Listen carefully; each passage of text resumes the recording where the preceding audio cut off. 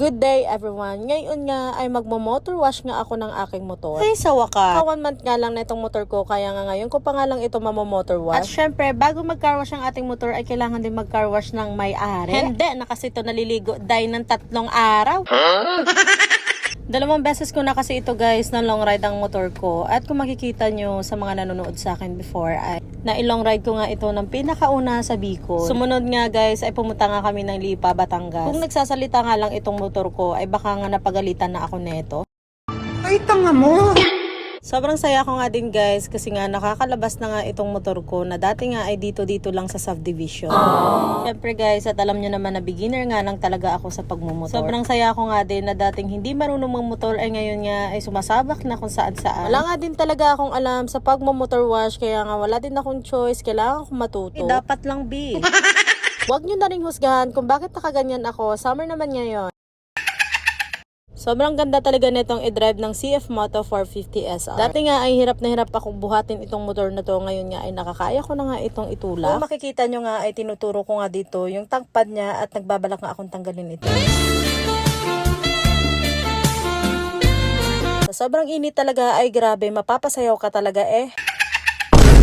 Fast forward nga tayo. Marami na nga nagtatanong kung bakit yung nga ito tatanggalin itong tank pad ko. Hindi ko nga nagustuhan itong kulay niya at bala ko nga itong palitan. At syempre hindi naman po tayo lahat-lahat ay pare-parehas ng gusto ng kulay. At bago ang lahat, syempre sasayaw muna tayo ng talya. Ay kabog! For sure ay madjudge na naman tayo ng mga senior citizen.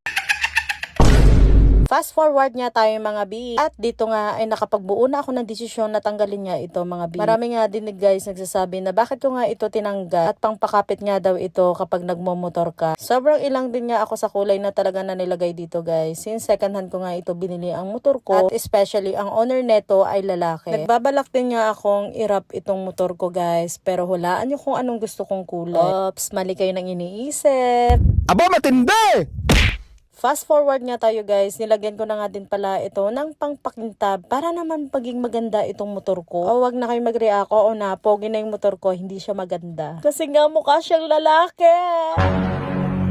Gaganda rin ang motor ko balang araw, hindi pa ngayon. So, chill lang kayo guys. At abangan nyo yan ha. Hindi rin talaga ako nagsisi na tinanggal ko itong tank pad at naging maaliwalas talaga ang mukha nitong motor ko. After so many years mga guys, tignan nyo na ang ganda diba? Shoutout nga pala sa mga kagaya ko na bihira na mag motor wash ay wag nyo nang gawin ito B. At kailangan din kasi talaga na ang kadena nito guys ay nalilinisan din. Para maiwasan itong magkaroon ng kalawang. Delikado rin kasi sabi nga nila. Laging tatandaan, mas maigi na yung may alam kaysa walang alam. Bye-bye!